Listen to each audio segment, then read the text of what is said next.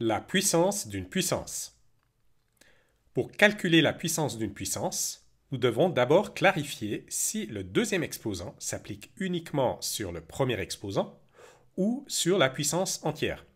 Par exemple, pour 4 puissance 3 au carré, le carré s'applique uniquement sur le 3. Dans ce cas, 3 au carré doit être effectué d'abord, ce qui nous donne 4 puissance 9.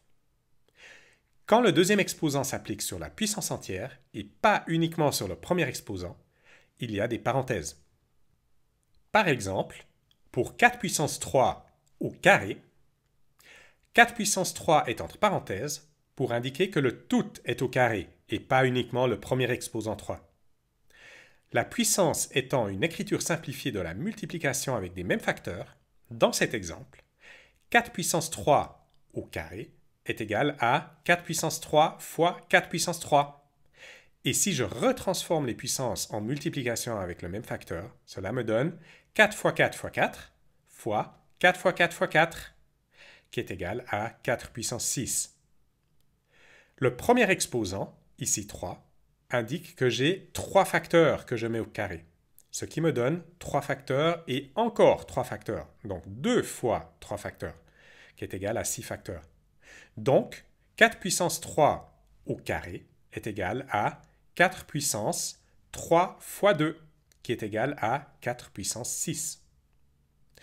Un autre exemple, 5 puissance 4 au cube est égal à 5 puissance 4 fois 5 puissance 4 fois 5 puissance 4, ce qui est égal à 5 puissance 12.